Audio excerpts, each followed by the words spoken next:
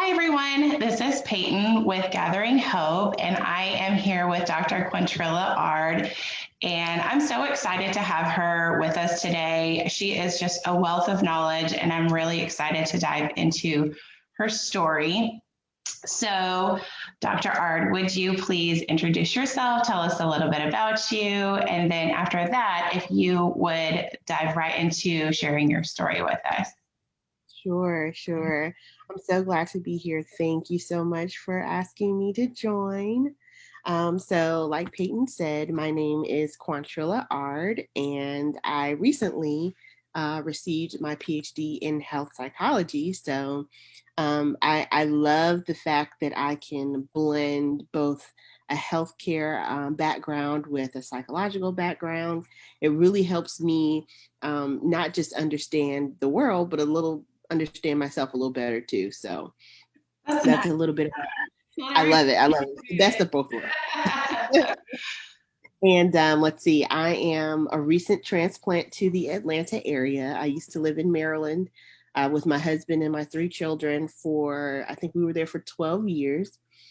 And God saw fit to uproot us from there and plant us here. So we are still waiting for kind of, what he has planned for us here, but we are, trying our best to be faithful while we are here. And it's been a bit of a odd journey because, all of this is happening now during, COVID and, just trying to bounce back from that big of a move is already hard as it is. And then you're like, well, I can't go see my friends or whatever. So I bet that is we're still working through that situation. But one thing I do know for sure is that, when we allow God to order our steps, we may not always understand exactly where he's taking us and what path he's leading us on. But obedience is always the right response, and I'm trying to go from like a begrudging type of obedience to, a surrendered type of obedience. So yes. That's a little bit about myself and our story. So interestingly enough, I was able to write a little bit for a magazine asked, just kind of my idea of what Rainbow Baby is and from my professional and personal standpoint. So I looked it up because I wanted to make sure I had the right terminology for it. And when I looked it up, I was like, this is exactly what it means. The parents are looking forward to, this bright outcome after this huge storm that they've gone through. And I was like, it's such a fitting term. But then I also saw that there was a term called sunshine baby. And I was like, what's the sunshine baby? And I'm like, oh, wow, I didn't know about the sunshine baby. So it's the baby that comes before the loss. So I was like, okay, now I'm going to have to dig a little into the sunshine baby thing. And so it was just like, wow, I didn't know that other term existed. And for me personally, I actually had 2 children prior to having my miscarriage, which was why it kind of hit me so emotionally because I was like, oh, I didn't know there was a term for those other children also. I had no idea. I just wrote it down. I'm like, I love that. Yeah, so I love the rainbow baby term, but I also, have now this is special affinity to the sunshine baby situation. Yes. And so now that kind of gives you a peek into my story. So I have 2 sons, 2 older sons. They were maybe 4 and 2 or 5 and 3. They're 2 years apart. Okay. And my husband and I had been talking about, well, maybe, do we have another child? Do we not have another child? And, I recognize this whole conversation is a point of privilege for people who have never had loss. Right. The conversation comes much easier. You're just in your head, you don't imagine to ever have to have a conversation that you can't. Right. And so for us, we didn't even think about not ever being able to have children after that because our first 2 came so easily. Okay. And in the middle of this conversation, I turned up pregnant. And what was very interesting about that was because we weren't actively trying. Okay. And so we were very much surprised, and it came at an interesting time because we were like, what are we gonna we don't have extra room for a baby. We had just started having this conversation. Should we even consider it? Right. And here I am pregnant.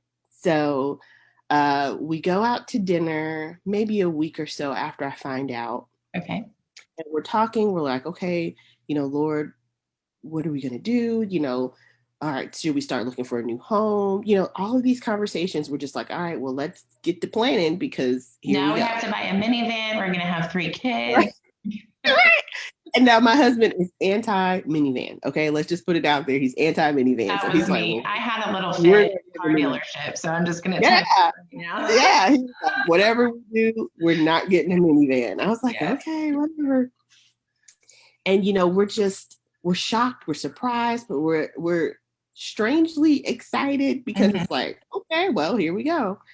And I want to say maybe a week later, my husband is getting ready for work, and I get up because I think, oh well, maybe I have to use the bathroom, and I felt a strange gush, and I was like, did I pee on myself? I'm thinking to myself, what in the world is going on?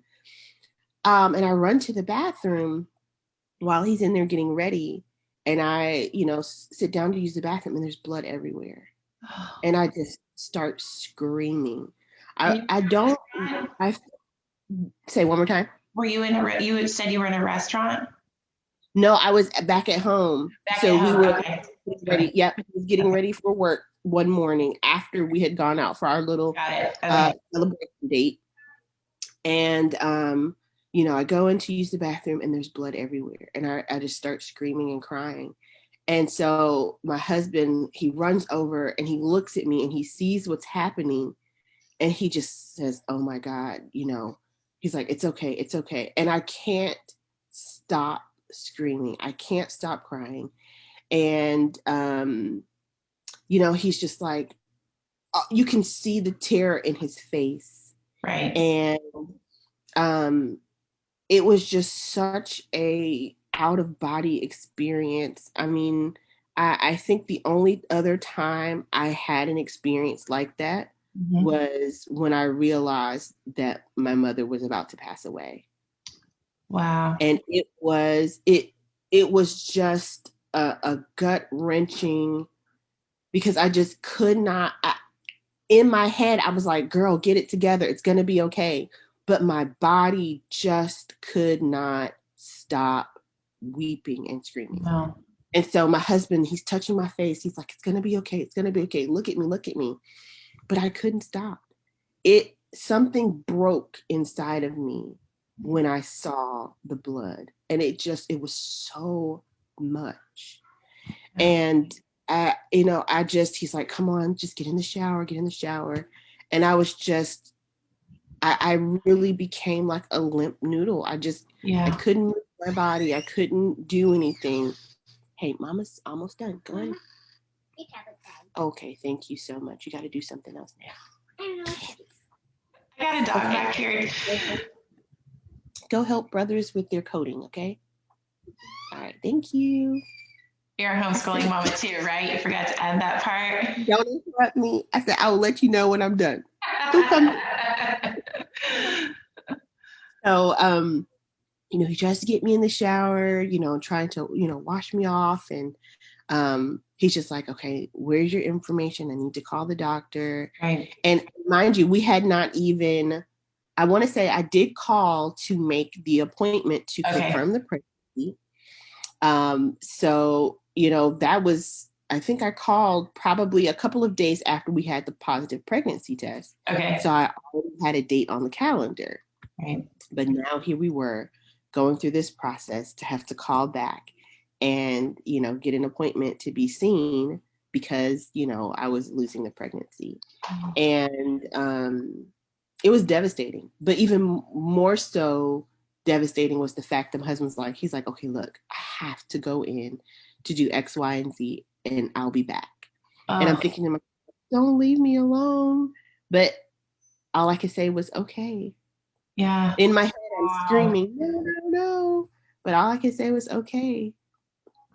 And Oh I my knew he goodness. probably did not want to go at the time. So my husband is a physician assistant, and at the Okay. time he was working at one of the local hospitals. And he's like, I gotta go in. I'll be back. Okay. So unfortunately, I had to make the appointment myself. I had to talk to the doctor, and it was just, What was it that was phone call like? it was terrible. It was terrible because I'm on the call, but I hear myself, I'm whimpering. I'm trying to get the words out while I'm trying to not be a big blubbering mess on the phone. Right.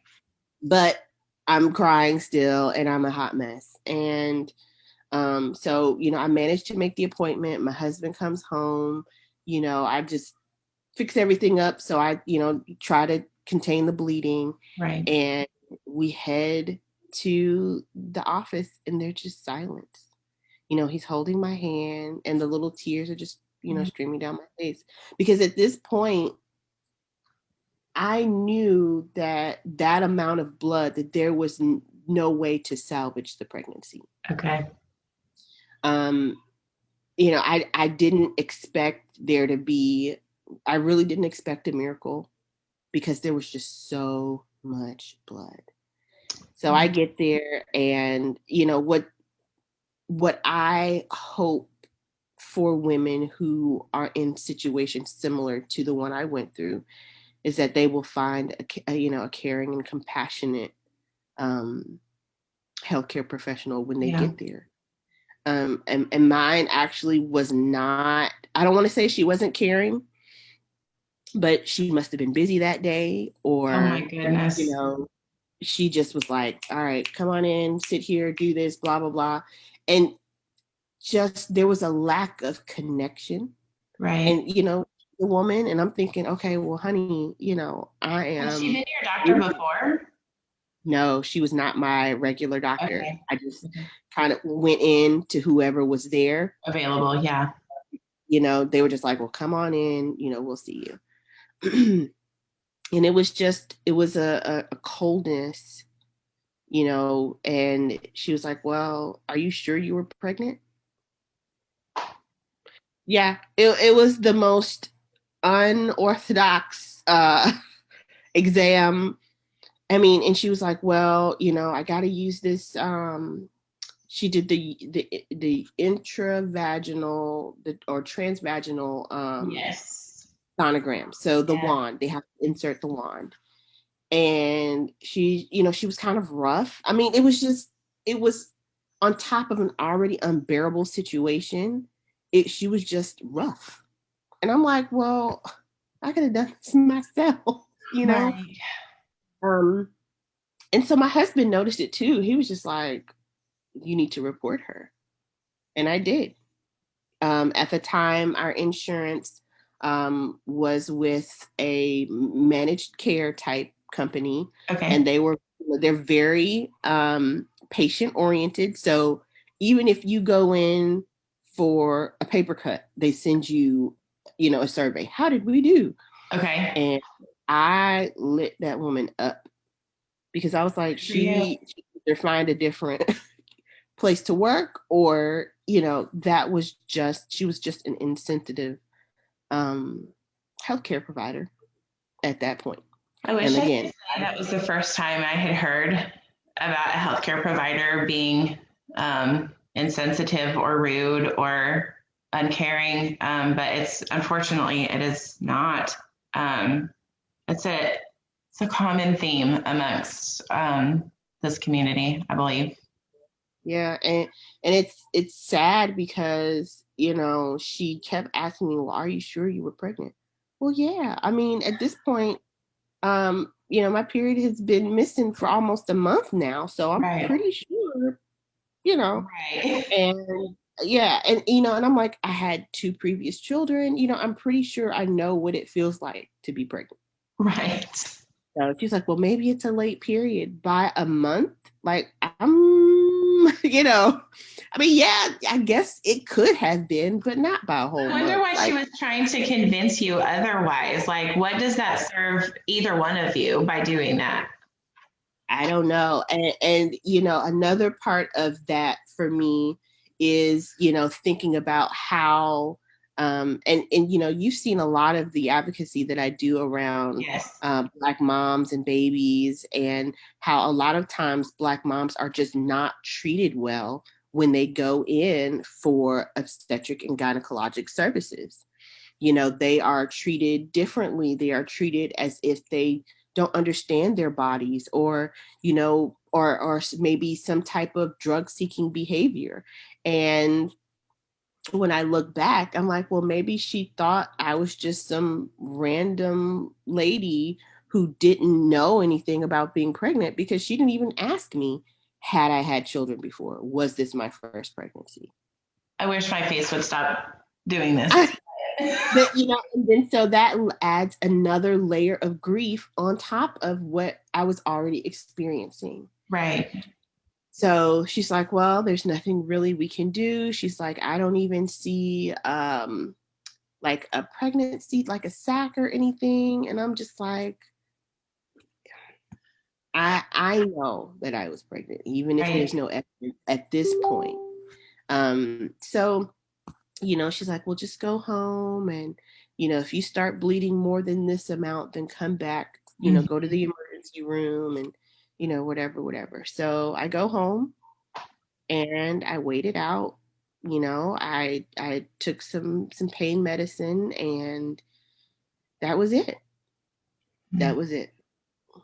So I ended up just kind of laying there for a couple days, and the hard part about it was, although that situation happened and I needed that time to process, I still had two other babies to take care of, I understand and that. it was hard, because as much as I loved my babies, it was the pain of that loss was a constant reminder that there was a child that would not be there. Right. You know how good it gets to be a mom. You already know that. And to be robbed of that opportunity is it's like staring you in two little faces every day. Yeah. Yeah. And it was hard because they were so young at the time.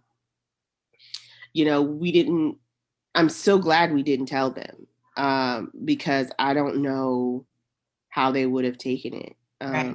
They were very young at the time. So I think they know now. We talked about it when I ended up pregnant with our rainbow baby, with our little girl.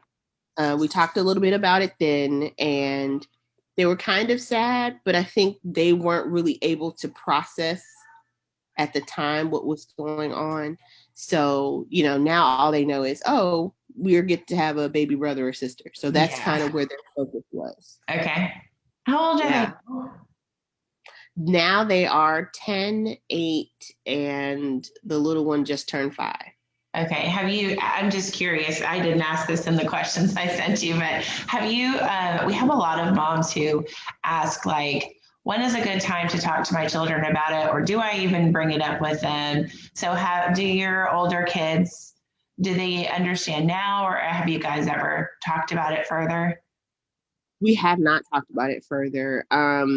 We talked about it initially. Like I said, when we found out we were pregnant with our last little girl, but we didn't go into a whole lot of depth with them, because it was, we were like, well, if we tell them this, then we'll kind of have to tell them this, then we'll kind of have to tell them this.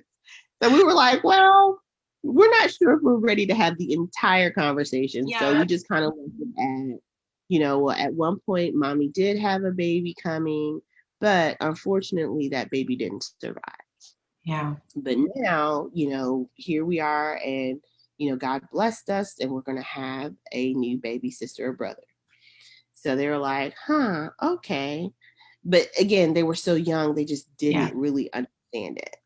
So now, I think that they're probably at a better age to understand, kind of the not just the actual loss, but some of the physiological things that happen with our bodies, Right. and so now they're kind of getting interested in body parts and all that kind of stuff. So it makes a little more sense now. Yeah. But we're just like, how do we kind of bring this down to their level? Yeah. Without necessarily having the whole birds and the bees conversation, because Right. it's involved, it's related, but it's not necessarily the focus. Yes. So yeah. It's a tough line to straddle there. Yeah. I'd like to, if it's okay, for you to share a little bit about how your doctoral research ties into the topic of pregnancy and infant loss.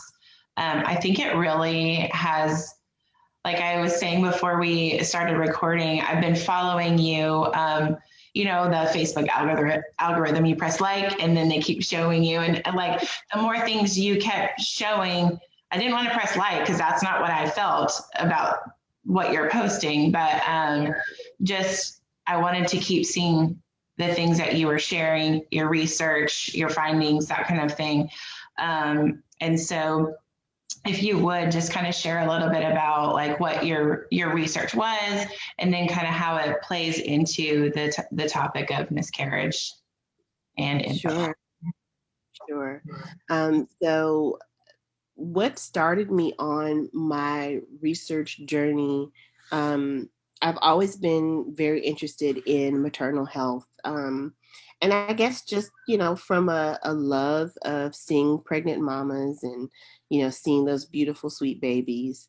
And then as I got older, it really became more of an interest to me, as I started to see, my friends and family start to have, babies. And I was just like, wow, I was so fascinated with the fact that our bodies can literally create new human beings. It's just, It's a miracle one of every time. yeah, and each time it's just as fascinating to me. Yeah.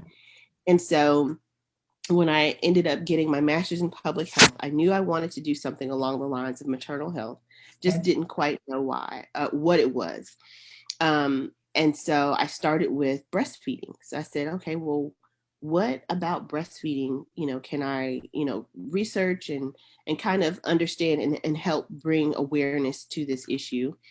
And it started with helping understand why Black women weren't initiating or continuing breastfeeding, because I actually lived in Atlanta before.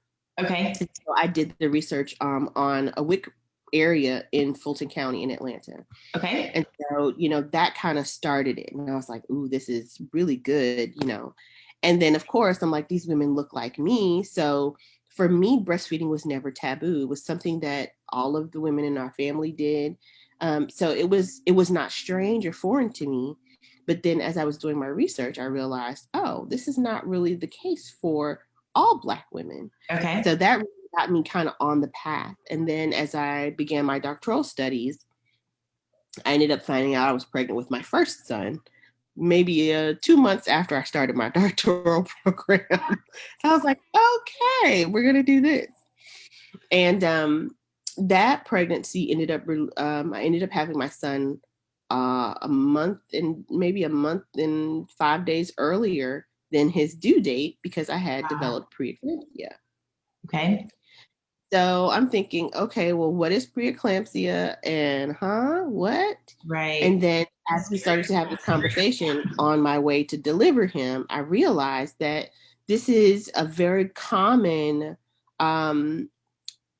outcome for Black women, especially women who tend to be, I want to say they said that women tend to be overweight or above the BMI cutoff or whatever. And then that was really it. Just a Black woman and maybe a Black woman that's over the BMI. And I'm like, that can't, so now I have a public health degree and I'm like, that can't possibly just be it. There's got to be more. There's got to be more to this. I was like, there has to be more to this, right? Yeah. But no, there isn't. Because they have no way to track if you're going to develop it or not.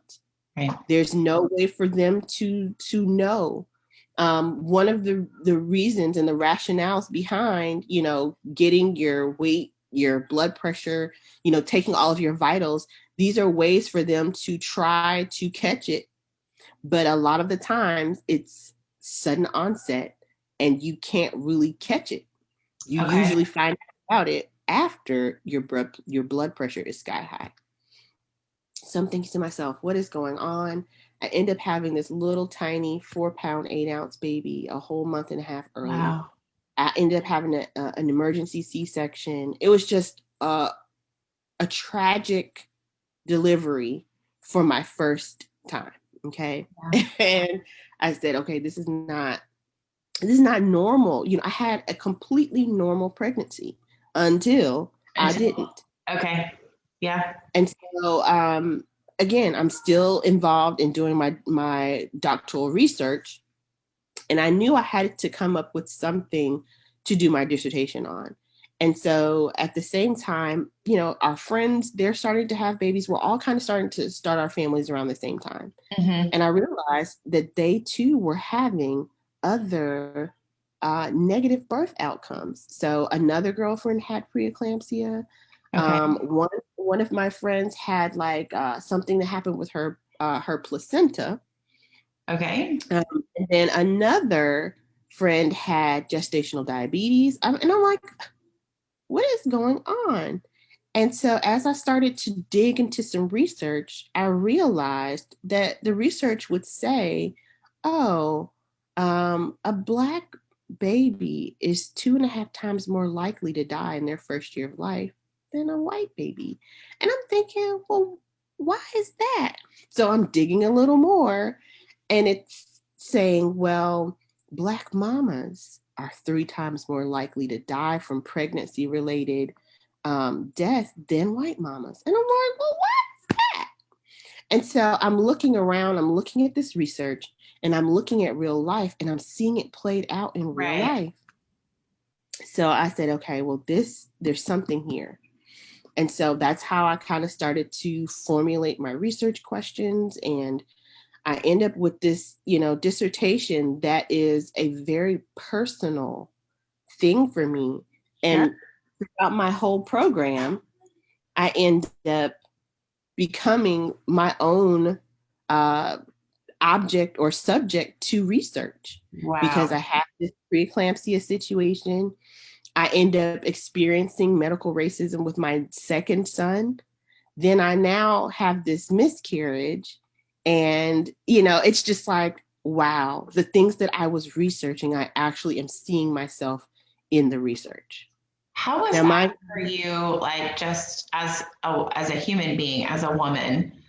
What was that like? I don't think most doctoral research necessarily personally affects most people going through that. Mm-hmm, what was that like for you? It was strange, but it fueled me. It was hard, but it gave me the motivation that I needed to get it done. Because what happened is, life happened while I was in this doctoral program. Yeah. And the very things that I was researching, I was seeing them played out in my own life as well. But it took me a little longer to complete it because, I'm having babies, right. I'm, having real life happen while I'm involved in this program. Right. So it was hard, but it was like, okay, I have to get this done because not only does research show X, Y, and Z, but I'm living it. And if I don't get this out, if I don't advocate and educate other women, how many more will experience loss of their babies? How many more will lose their own lives if I don't push through and get this done? So it was difficult. It was very hard to see the things that were written in black and white, being played out in my life. Wow. It was tough. It was tough, but I knew that I had a unique opportunity to say, not only is this something that I've researched, but this is a part of my lived experience also. Right. That adds an extra layer of authenticity to your project for sure. Yeah. Wow. So, yeah. Thanks for sharing that with us. That is, I feel so grateful to know that part of your story. So thanks for sharing that with us. This is also not included in the questions that I have here, but Okay. I want to ask a little bit more about like your healing journey and things like that. But if we could just pause here and ask, like, what do we do with that information that you just gave us? Like, how do we serve women as a whole better? And then more specifically, how do we serve Black women in the miscarriage and infant loss community better? How do we serve Black women better? That's a big question, but what do you see as the most important thing that we could do to fill a gap?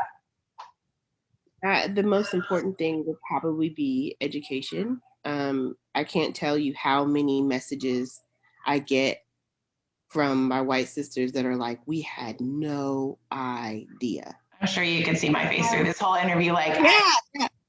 And I get it because it's not really a part of your lived experience. Right. And the things that are not part of your lived experience, you would not normally hear or experience those things outside of an intentional decision to learn about them. And so, that would be the first thing is, an intentional decision to learn about this topic, especially as it relates to the pregnancy loss community and infertility community. Because I think about how, the statistics say I am 1 in 4. Right. I wanted to actually go back, and I intend to go back because of my research. My research was specifically geared toward African American women, 18 and older, who had at least a high school diploma. Okay. And looking at just the layout of how all of my research kind of played out, the mamas who had at least a college degree or higher, almost 60-something% of them had miscarriages out of my whole group. I was like, wait a minute, what? And so this is something that we don't really talk about in our communities, Black communities, and I'm not sure of how this is for white communities, but I knew that when I had my miscarriage, no one I knew had one. I had one friend who had several losses back to back, but she was the only one I knew at the time. And as I began to speak out a little more about my miscarriage, then I started getting messages. Oh, well, so-and-so had a miscarriage. Oh, well, I had a miscarriage. And I think what really shocked me was my church community started to say, oh, well, I had one too. And I'm like, how did I do life with you every week and did not know that you all were suffering with this loss, just like I am? And so some of that is, just not knowing that other people have walked through this journey too.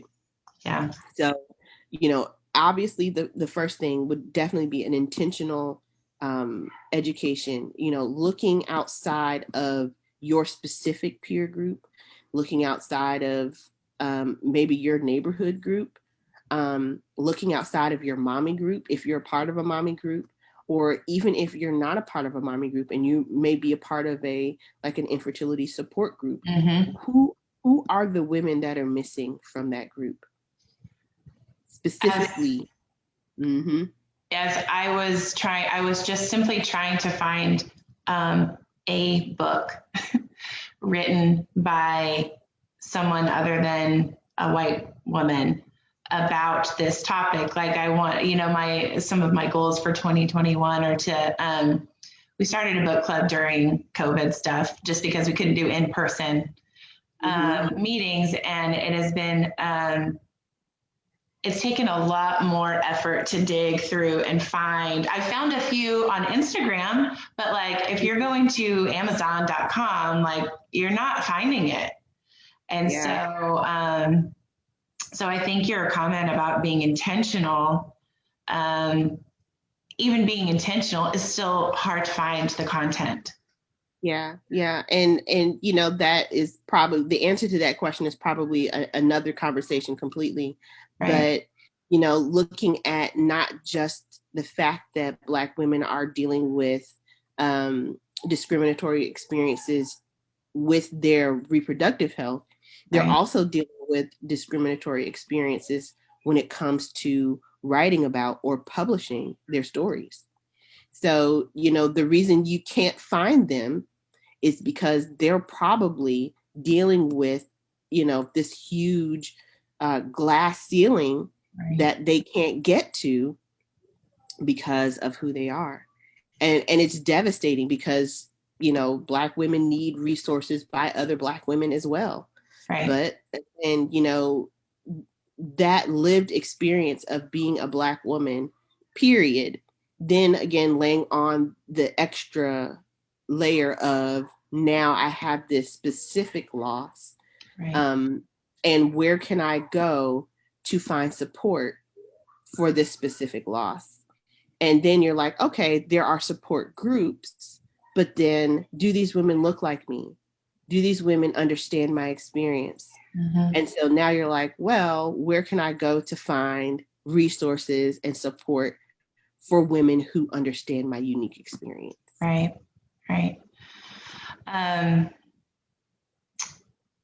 If you have other research, we can list them afterwards. If you can point us to some of that, I would love for you to do that. And I'll include them in the comment section after we post this. Absolutely. I would like to ask, what has been the most surprising part of your journey so far? I think the most surprising part of my journey has truly been to find out that I'm not alone.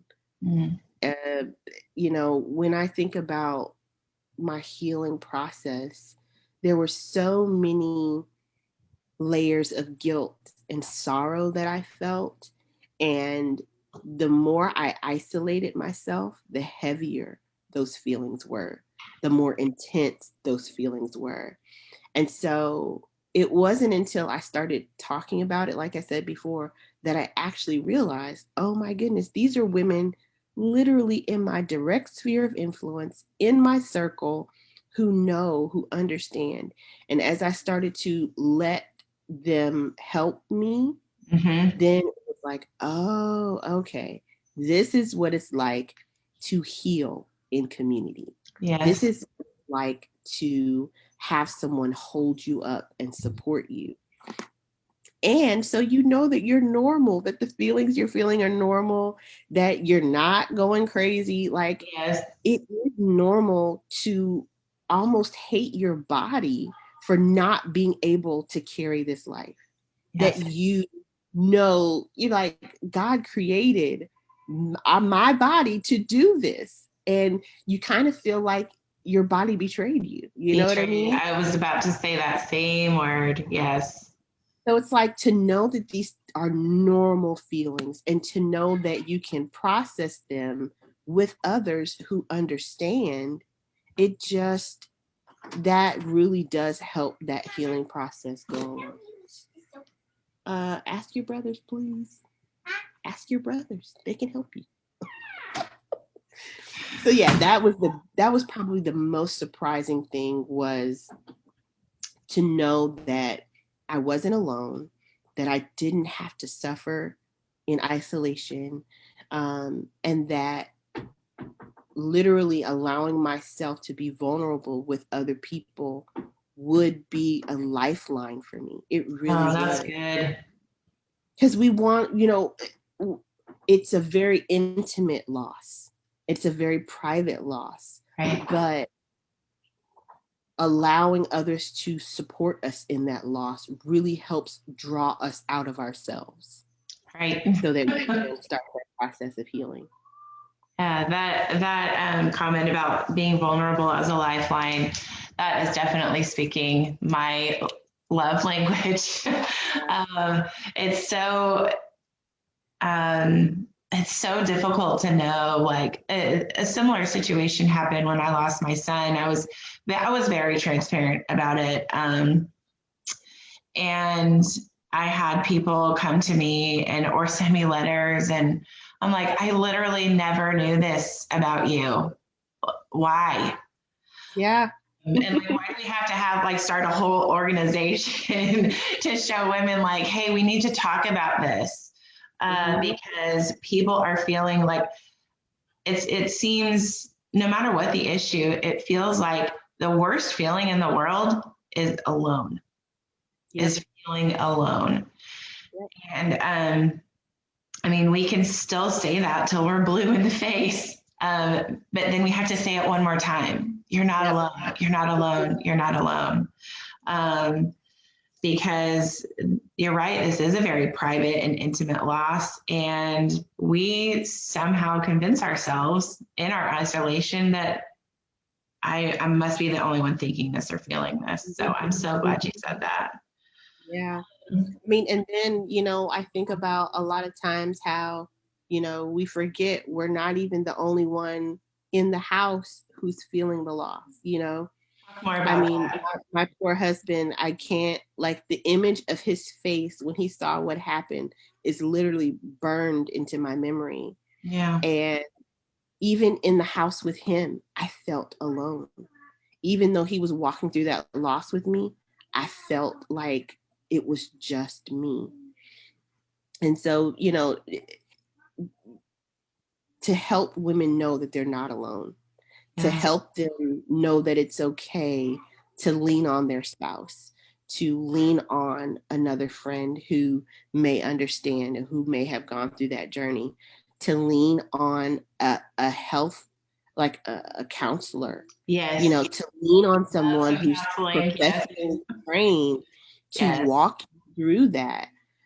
It's okay. It really is. And that was probably like I said, it was a lifeline because I just didn't know how to walk through that. Oh, that is good for all of us to hear and to take in. What would you tell a mom who's new to this journey? Like someone whose loss is very fresh, what would you tell her? Be gentle with yourself. That's probably the biggest thing. Because we are looking for someone to blame, we blame ourselves. That's the first person we blame. And then, we probably go along where we're saying, okay, well, God, why did you allow this to happen? We blame God. But be gentle with yourself. There are a lot of psychological things at play. Your body, your hormones, there's that layer of things at play. So be gentle with yourself. Speak peace to yourself. Speak kindness to yourself. The words you would never allow come out of your mouth to your child or your best friend, don't let those words come out to yourself either. And know that the healing process takes a little time. Yeah. It really does. So be gentle with yourself during the process. Treat yourself well, love yourself well. And even when those thoughts and those emotions kind of come back up, it's okay. Just talk yourself through them. You're going to be okay. You are good. Your body is good. Nothing is wrong with you. Your body is not broken. You know what I mean? Those are the types of things you have to tell yourself. And it's like in your head, you're thinking, well, why am I saying this? Because you need to hear it. You need to tell yourself that your body is still good, that your body is still working the way it was supposed to. And a lot of times we won't have answers to why we had to experience those losses. Excuse me. Hello. I'm so sorry. Please stop with the Don't door. apologize. Stop with the door.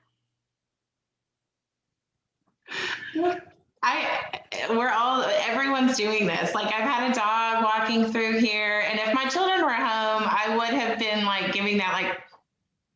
Right. I don't understand it. I mean, but yeah. I don't know if you've seen that there's so many women like really nailing it on TikTok with their like throwing their shoe while they're talking to someone at work. I just, real life is just, you can't make this stuff up anymore.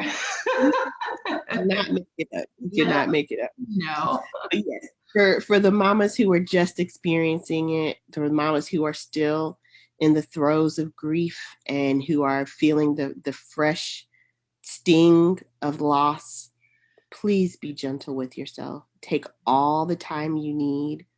Rest your mind, rest your body. There's no trophy. There's no trophies for quote unquote getting over your loss in 3 months or 6 months or 9 months. Nobody's going to hand you a trophy and say, yay, congratulations, you're over it. They're not.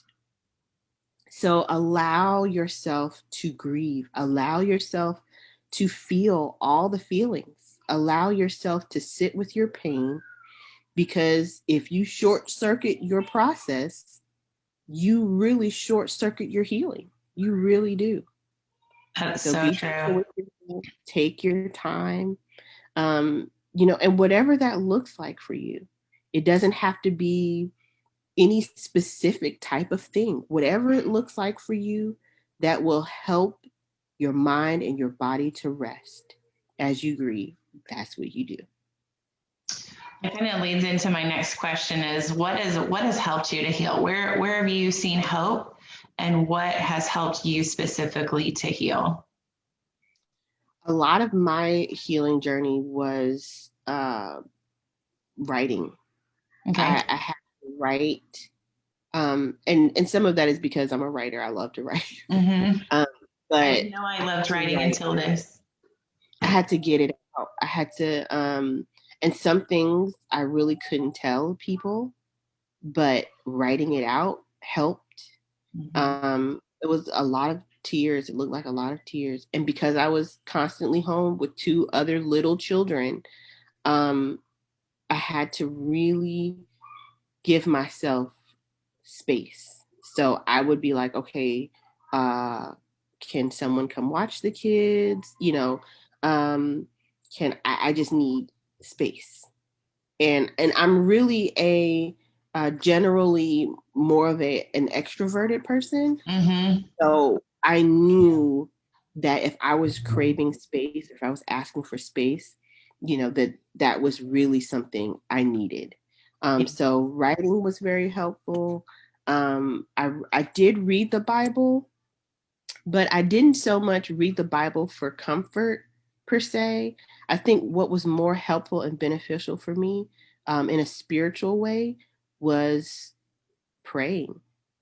And it didn't look like, the typical, oh Lord, great God in the sky, not that kind of stuff. It was like the gut wrenching, I think the rage that I wanted to put on someone. Right. I felt like God was telling me, it's okay. I can handle it. Yeah. Give it to me. A lot of that time that I needed to be alone was time that I could just scream at God. For real. Yes. And time where I could, and a lot of times it was back and forth. Some days I was like, oh Lord, just help me. And then some days it was like, how could you say that you love me? Yeah. So walking through those questions, crying, writing, and just realizing that I didn't have to have a specific time limit for that pain to go. So, and again, when I say go, I mean the sharpness of the pain. Okay. Because there will always be a dull ache, always. That's something that you probably won't ever not feel. For me, the intensity, that's what I mean. The sharpness, the intensity of the pain. That rawness started. of the beginning. Yeah. Yeah. Yeah. So that started to lessen over time, but that that dull ache is always there. I have always felt like grief is almost like this might sound weird, but grief is almost like another person that just kind of like walks around with you. And at certain times, that person is really like poking you, like, hey, hey, hey, hey. And then other times, it's just your buddy with their like arm around your shoulder. And it's just someone you just get used to being with, over time. I like that. Go ahead. I was gonna say maybe how we view grief will help us in our process. If we don't view grief as a visitor, somebody that just comes and goes, but like you said, as kind of like, for better, for lack of a better word, it is a friend, because it is something that helps you process life. And, everybody may not have grief, but Right. for those of us that do have grief, to look at it as a part of your life that you learn to grow with and you learn to manage, rather than someone or something that you can just get rid of and shake off. Right. Right. Yeah. I also feel like my friend Grief helps me to see things with a more compassionate lens than I used to before. There's things that I see now, or when I see someone acting a certain way, I'm like, oh, people only act that way when they're hurting. There's a reason why something happened. I don't know what it is. But before, I would just find myself like, what's wrong with you? Oh. It's so true. I don't need to know what's wrong with you. I just know what it's like to want to act that way. It's so true. I 100% agree with you on that. Do you have any like books or podcasts or organizations or anything like that really you have found to be a great resource for women who've experienced a loss like this? Honestly, one of my favorite books about grief and loss is The Shack. Okay, you're the second person to mention that. You're like, yeah, no, it is. It really is. And although it deals with, a father and not necessarily a mother, the way that author, I mean, it had to have been divine inspiration for that book to be written in such a manner to help us process loss and help us process the love and the unending, unconditional, just overwhelming love of God. So that book, I mean, that book is just a go-to for me. Okay. And as painful as it is to read it, I always read it when I need it.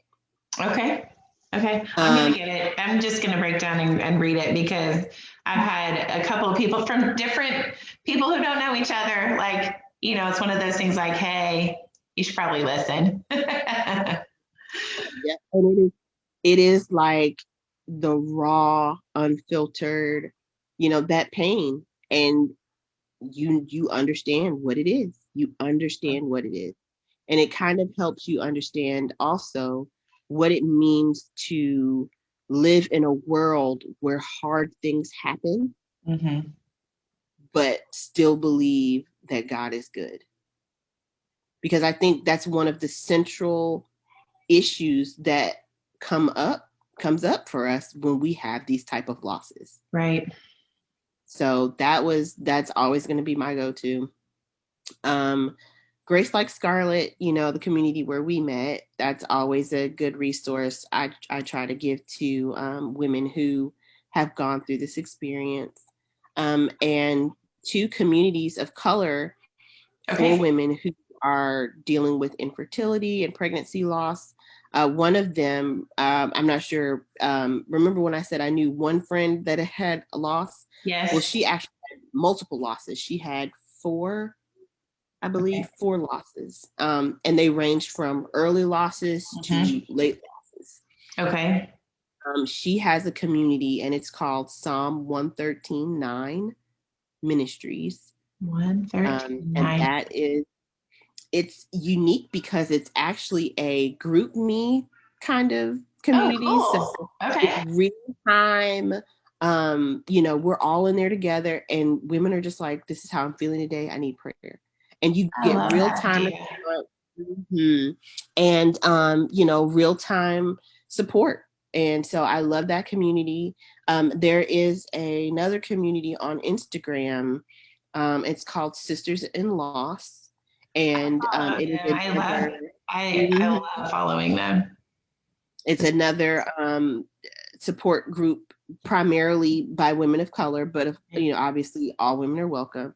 Um, and for Cura for Moms is specifically in regard to maternal loss, not necessarily infant loss, Okay. but they also bring up those topics and those issues as well. It's a advocacy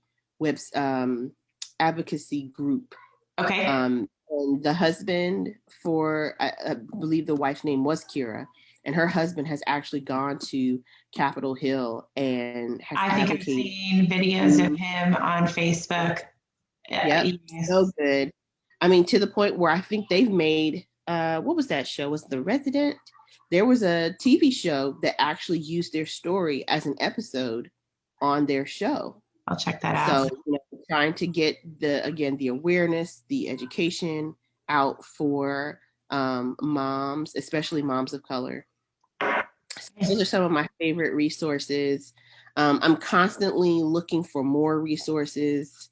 And specifically, I love to advocate for women to expand their birth and reproductive teams. So I am really into promoting birth workers, midwives, doulas, and They're some of helping my moms. favorite people. I love it. And it really blesses me when I read about the things that they're doing to help women be more comfortable in their birth plans and things of Right. that nature. And I'm just like, I see how having someone there with you through that process can be so healthy for you, mind, body, and spirit. And unfortunately, if a loss happens, you have someone there to really hold you up. And I love it. I love birth workers. I 100% advocate for them. And I'm not saying don't have a doctor. I'm just saying do what works for you. Right. Okay.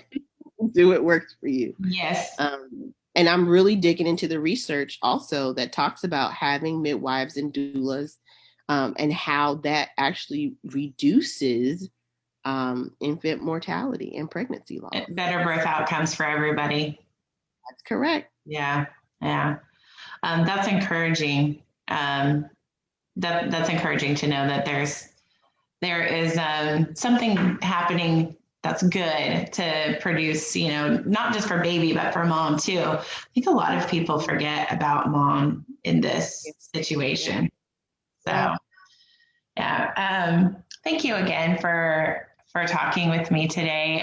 Can you share how people can, if they want to connect with you afterwards, where they can find you? Sure. It's been my pleasure. I am on Instagram as Kwani Boo.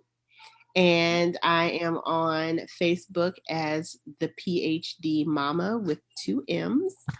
And I am on Twitter as QYArd08. So I'm on those three very regularly, especially on Twitter. I do a lot of my advocacy on Twitter because a lot of the people that I follow are like doulas and people who are like congresswomen who are actually promoting and pushing for acts about healthcare for moms and babies. So that's where I do a lot of my advocacy there. On Instagram is where I do more of my education and Okay. awareness. So you'll find more like stories and statistics and things of that nature Okay. on Instagram. And then on Facebook, I also do the same, but on Facebook, you'll find a little bit more of my personal stories on there. I love So I that try to too. kind of mix it up a little bit and make sure I'm doing a little bit of everything. Okay, I took a ton of notes from you today. Ah, yay. So, yeah, I really appreciate you taking the time. And I think there's so many other conversations that could branch off of this. So maybe we could talk about it another time. So thank you again for being here. We'll see you next time. Thank you. Take care. Bye. Bye.